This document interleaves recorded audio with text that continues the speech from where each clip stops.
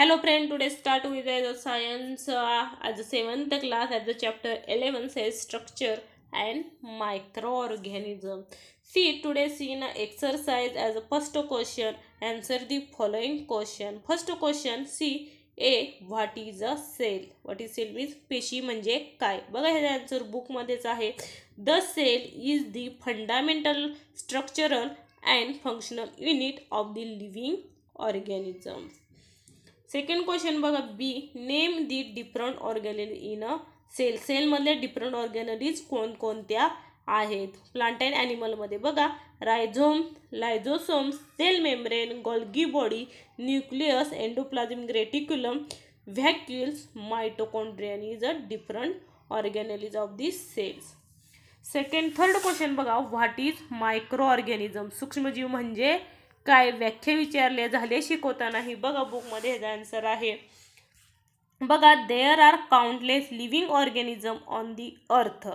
Of these the organelles which can not be seen with our eyes but can only be observe under a microscope are called a micro organism. म्हणजे आपल्या पृथ्वीवर असंख्य सूक्ष्मजीव आहेत, ते आपल्या डोळ्यांना दिसत नाही, ते फक्त सूक्ष्मदर्शी खाली दिसतात, म्हणून त्यांना सूक्ष्मजीव असे म्हणतात.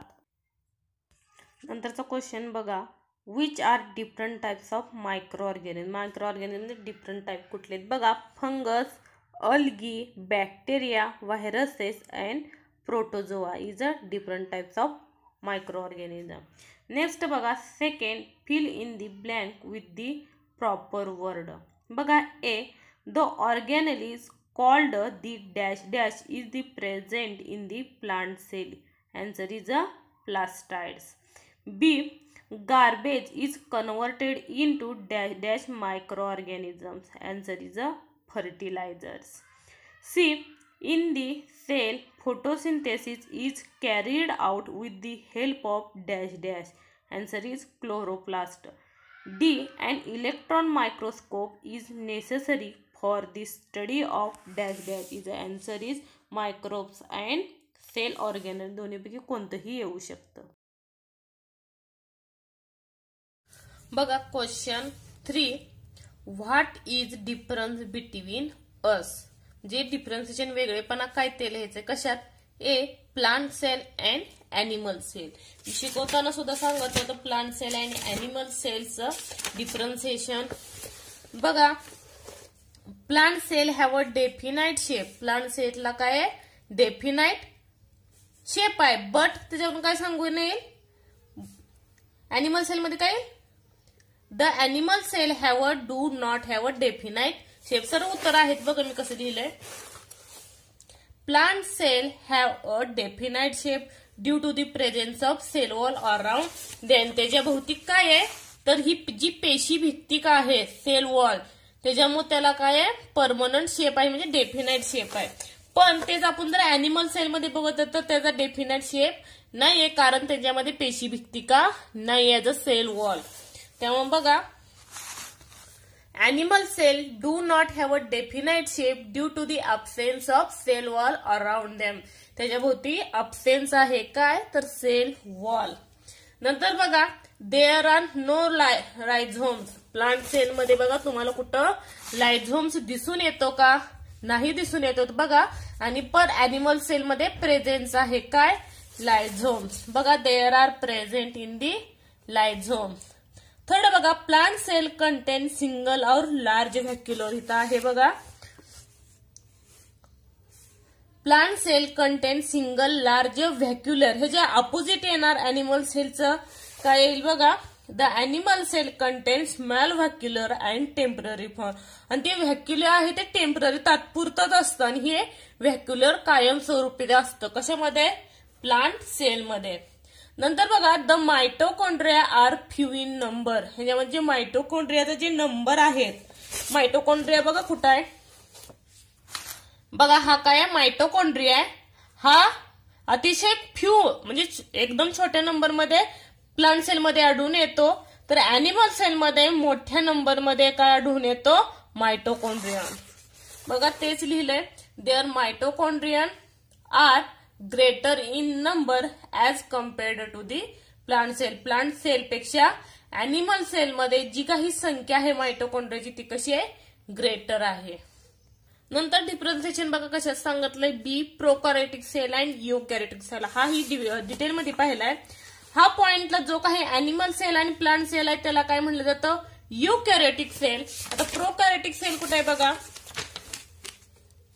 बघा, प्रोकॅरियोटिक सेल. ह्याच्यामध्ये तुम्हाला काय डिफरन्सिएशन दिसून आलं दोन्ही ही आकृतीमध्ये, जे ह्याच्यातले जे काही सेल्स आहेत ते कसे आहेत, युनिसेल्युलर आहेत, बरोबर आहे का.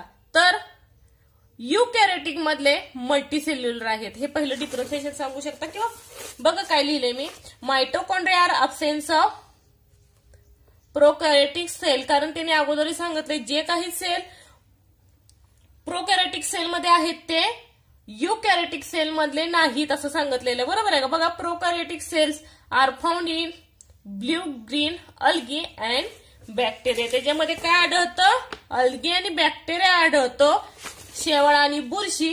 तर यूकॅरियोटिक सेल मध्ये पाहिला प्लांट अँड अॅनिमल येतात, त्याच्यामुळे found in highly involved plant and animals. मोठ्या प्रमाणात वनस्पती आणि प्राणी आढळून येतात. नंतर बघा third, prokaryotic cells are about 1 to 10 micro आहे. हे चिन्ह जे आहे ते मायक्रोमीटरचं आहे.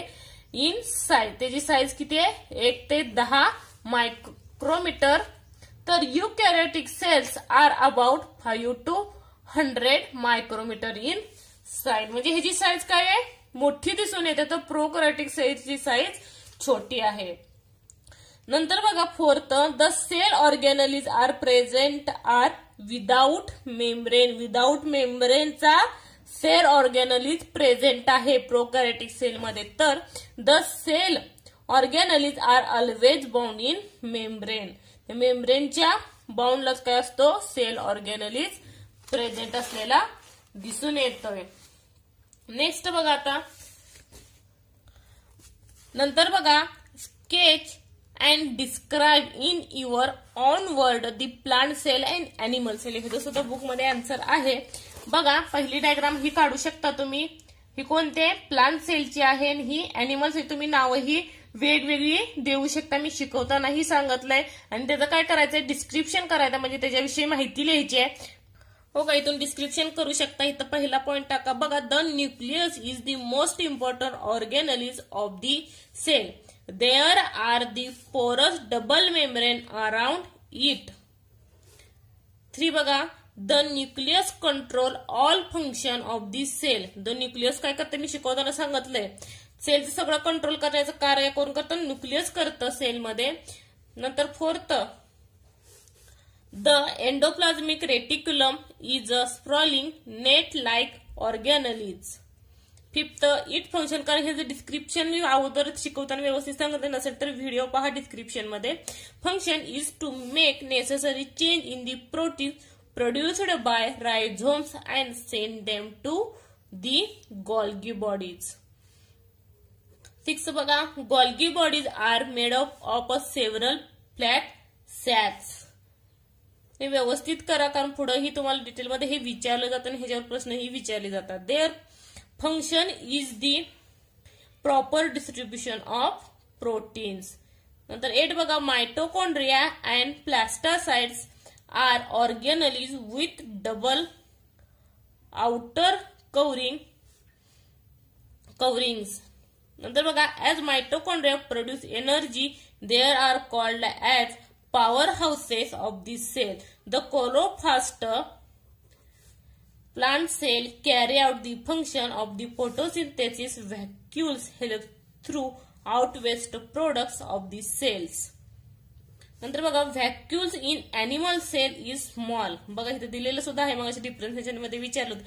अॅनिमल सेलचं व्हॅक्युल कसं असतं, स्मॉल असतं. Whereas only 1 large vacuole on the plant cell. Plant मध्ये सेलमध्ये कसं असतं, व्हॅक्युल्स एकच असतं, पण कसं असतं ते 1 लार्ज व्हॅक्युल, मोठं व्हॅक्युलचं असतं. हे तुम्ही आन्सर लिहू शकता. आता 4 झाला. आता 5 बघा, explain the use and uses and harmful effect of micro organism. याचं उत्तर मी सांगते बघा. उत्तर आहे एक हार्मफुल मायक्रो ऑर्गॅनिझम आहे आणि युजफुलचं हिचं आन्सर येईल बघा. पहिल्यांदा पॉइंट बघा, अगोदर सांगते मग लिहा. युजफुल मायक्रो ऑर्गॅनिझम मध्ये हे जे काही शिकलो आपण त्यात काय काय आढळतं. हा पॉइंट बघा, हेच लिहिले मी, इथला थोडासा आणि हा बघा. From the grain fruit of the for the process, इथून ते इथपर्यंत, परत हा पॉइंट आणि हा पॉइंट लिहून काढायचा. बघा काय लिहिले मी, तेच लिहिले पुस्तकातलंच आहे. Microbes present in a soil. बघा, microbes present in soil, dungs etcetera decompose the garbage to obtain food material. Second बघा, garbage is soon converted into manure of the best quality and our surrounding are kept clean. हा पहिला paragraph लिहिलाय बघा, clean पर्यंत. नंतर बघा, some micro organism present in this soil and those root nodules of leguminous plant convert atmospheric nitrogen into its compound. हे बघा answer इथं येईल. हा तिसरा पॉइंट येईल, कंपाऊंड. आणि चौथा बघा, this nitrogenous compound helps to increase soil fertility and thereby the proteins content of the pulses grow in the soils. नंतर पाचवा बघा, microbes are thus useful for producing milk product like butter, butter milk, cheese etcetera. हे हित आहे बघा. नंतर बघा, this process of fermentation used for making yogurt from milk, producing alcohol from grains and fruits, breads from flour and as well as there production of acetic acid, citric acid, lactic acid, vitamin, antibiotic etcetera. हे बघा इथं आहे, दिस process of fermentation. नंतर बघा, 7 microbes are also used in process of tanning of the skin, production of roots and string from agave. इथं microbes are also used, शेवटचा पण tanning skin and production of agave. म्हणजे ते काय use केलं जातं फक्त एवढं लिहिलं, त्याला फक्त यूज लिहिलेलं आहे, बाकी काही केलेलं नाही, फक्त त्याचे पॉइंट काढलेत मी.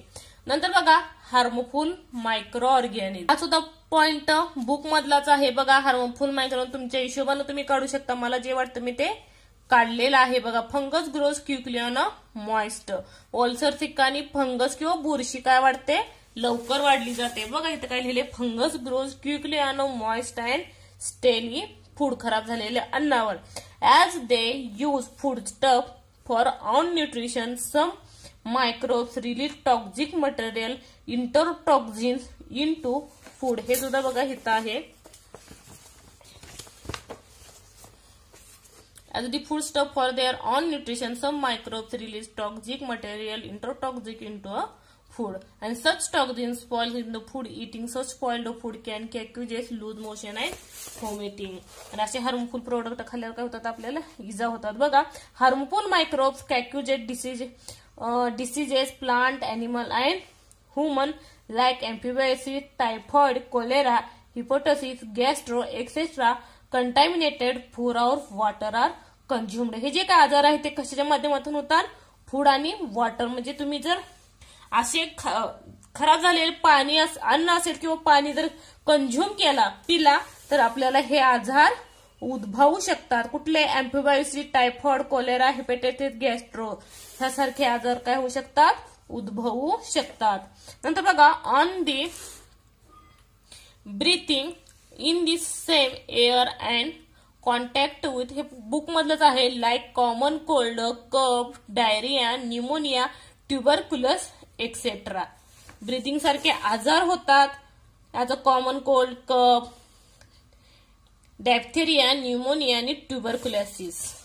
नंतर बघा, on the breathing in the same air and contact diseases like common cold, cough झालेल्या नंतर बघा, 5th mosquitoes reproduce in place.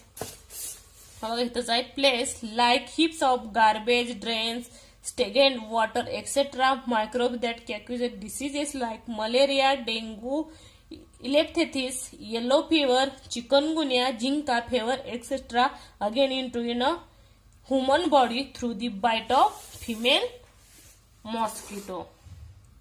बघा अशा पद्धतीने तुम्ही बुक मध्ये लिहू शकता, कारण त्या पद्धतीने बुकही वाचलं जातं आणि त्याच्या पद्धतीनं अभ्यासही होतो आपला. आता बघा गिव्ह रिझन हे तुमच्या शब्दात लिहायचं. क्वेश्चन 6 जे काही तुमच्या शब्दात तुम्हाला येईल त्या शब्दात तुम्ही लिहायचं आहे. बघा diseases spread on the large scale during period of heavy rainfall and flood. ह्याचा अगोदर अर्थ समजून घ्या. महापूर, अतिवृष्टी, रेनफॉल आणि फ्लड. रेनफॉल म्हणजे काय, महापूर, आणि फ्लड म्हणजे काय, अतिवृष्टी. या काळात रोग प्रसार होतो. कारण त्यावेळी काय होतं अगोदर आपल्याला माहिती आहे, कारण बरेचसे जीव मेले जातात आणि त्याच्यामुळे डासांची पैदास होते आणि त्याच्यामुळे बरेचसे रोग प्रसार होत असतात. हे थोडक्यात सांगते. बघा काही answer. The spread of diseases is most likely during heavy rainfall and floods. नंतर बघा the water and flood get contaminated. The water logging causes growth of micro organism and house flies. ह्याच्यामध्ये कशाची वाढ होत जाते, मायक्रो ऑर्गॅनिझमची आणि घरमाशांची, house flies. They spread the pathogens rapidly. काय पसरलं जातं, pathogens rapidly. The humid atmosphere induce food spoilage even in the flood water residues and poodles from the help to the breeding of mosquitoes. जे काही म्हणजे खड्ड्यात वगैरे जे काही पाणी साठतं त्याच्यामुळे मॉस्किटोची काय होते, पैदास होते.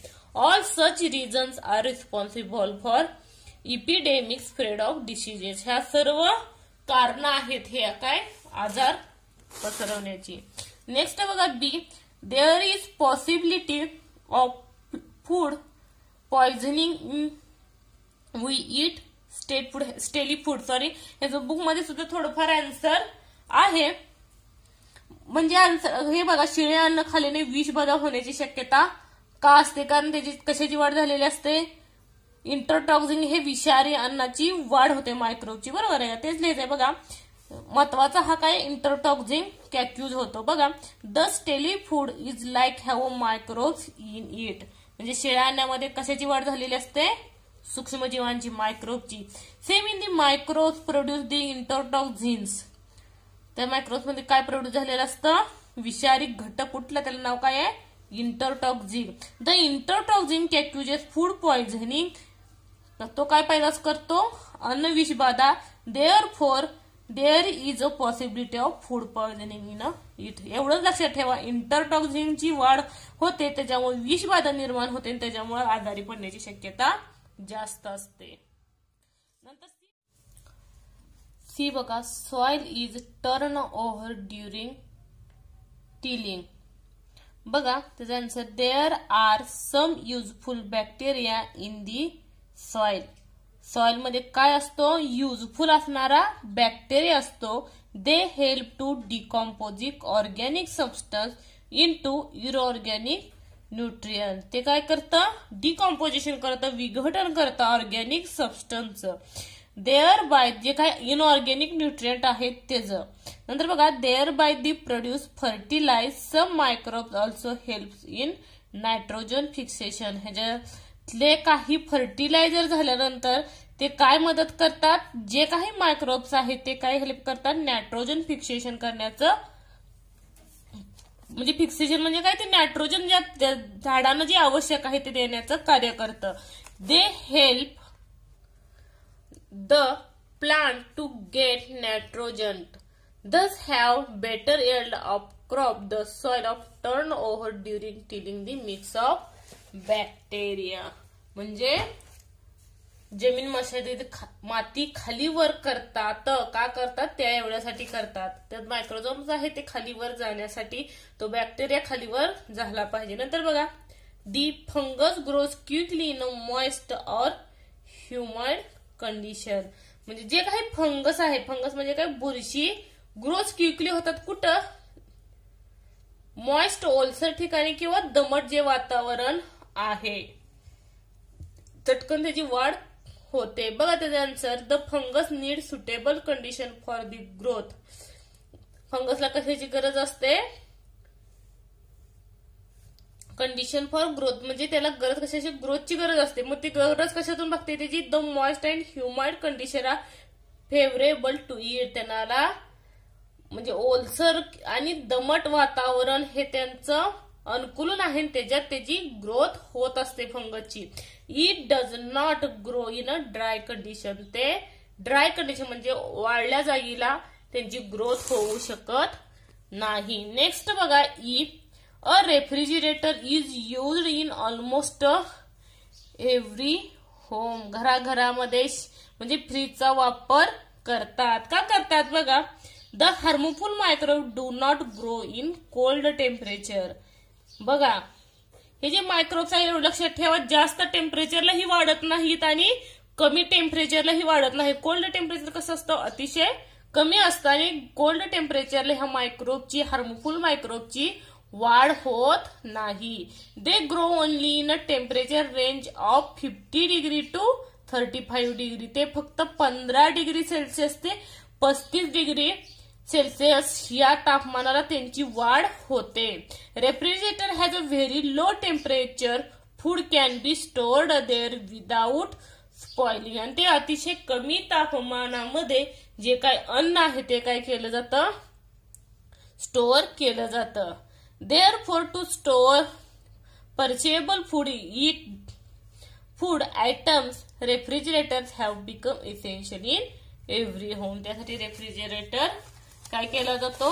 घराघरामध्ये वापर केला जातो. नंतर बघा, ब्रेड रायजेस ड्युरिंग बेकिंग. पाव तयार करतात, फुगतो. पाव माहिती, फुगल्याशिवाय तो चवही लागणार नाही आपल्याला माहिती आहे. बघा, when the bread is prepared east.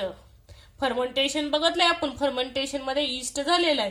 Bread फुगण्यासाठी कशाचा यूज केला जातो? Yeast is added to it in a. जे काही प्रोडक्ट आहे त्या प्रोडक्ट मध्ये ईस्ट टाकलं जातं आणि त्याच्यामुळे तो ब्रेड आहे फुगला जातो. बघा काय सांगितलंय, yeast is a type of fungus.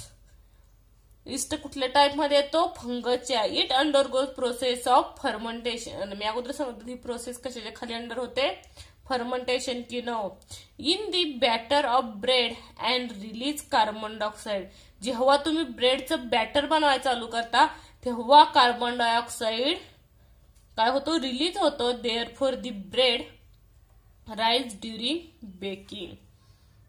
नंतर बघा, जी fodder is soaked in water before different to cattle. बघा, दुभत्या जनावरांना आंबवून म्हणजे फर्मेंटेशनची मी सांगत प्रक्रिया भिजवून का म्हणजे ठेवतात, ते कशासाठी ठेवतात ते विचारलंय.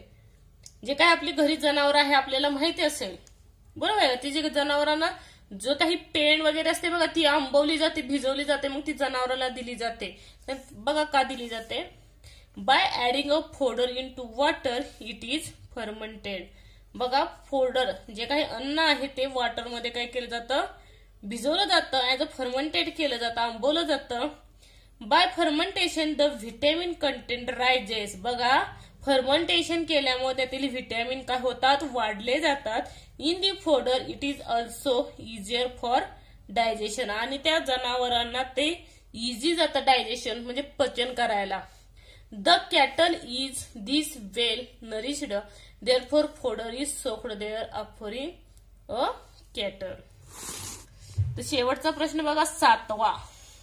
When will you use a simple microscope and when a compound microscope.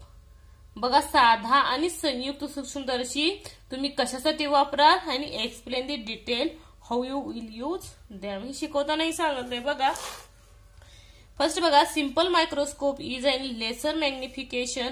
One can observe insects parts और फ्लावर अंडर सच मायक्रोस्कोप. बघा, साध्या मायक्रोस्कोप खाली इन्सेक्टचे पार्ट असतील किंवा फ्लावरचे पार्ट पाहू शकतो त्या मायक्रोस्कोप खाली, साध्या मायक्रोस्कोप. नंतर बघा, कंपाऊंड मायक्रोस्कोप. कंपाऊंड मायक्रोस्कोप खाली काय पाहू शकतो? Is required for the observation of microbe. सूक्ष्मजीव आहेत ते कंपाऊंड मायक्रोस्कोप खाली आपण पाहू शकतो. Here is therefore useful for observation of cell and tissues. आणि काय मॅग्निफिकेशन करू शकतो? Cells and tissues. The simple microscope stage can be used for direct observation. त्याचं डायरेक्ट ऑब्झर्वेशन करू शकतं. The object to be studied glass side and covered over with cover slip. The object is sectional into very thin slice and stand. म्हणजे त्याची अतिशय पातळ काप घेतला जातो आणि त्याचं ऑब्झर्वेशन केलं जातं मायक्रोस्कोप खाली. The object to studied by compound microscope is placed over glass side and covered over with cover slip. म्हणजे हे कशाखाली बघितलं तर कंपाऊंड मायक्रोस्कोपच्या. आणि कंपाऊंड मायक्रोस्कोप खाली अतिशय पातळ थरच दिसू शकतो व्यवस्थित आणि त्याच्यातून बुती वगैरे दिसू शकतात. Cells and tissues. नंतर बघा 6 the oculars and objective lens are brought one line before that the mirror adjust for the optimum light. नंतर बघा the magnified view of the object is seen through the eyepiece. The coarse focus knob is adjusted first and then within fine focus knob the accurate focusing is done. Another 9. In this way simple microscope. बघा आता simple microscope is used for general observation. यात काय पाहिलं जातं? General observation केलं जातं. And compound microscope is used for specialised observation. बघा simple microscope खाली कशाचं ऑब्झर्वेशन केलं जातं? जनरलचं. आणि कंपाऊंड मायक्रोस्कोप खाली स्पेशलाइज्ड ऑब्झर्वेशन केलं जातं. Required greater magnification. या प्रकारे पाठ संपलेला आहे. व्हिडिओ आवडल्यास लाईक करा, कमेंट करा आणि तुमच्या फ्रेंडला शेअर करा. थँक्यू.